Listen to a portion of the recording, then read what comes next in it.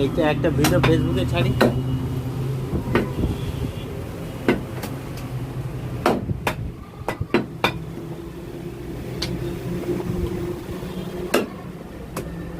কাকা এটা কোথা করে খাসি গো বলো আবার সেরকম। এটা উত্তরপ্রদেশে খাসি। আচ্ছা, টেস্টি কেমন হবে?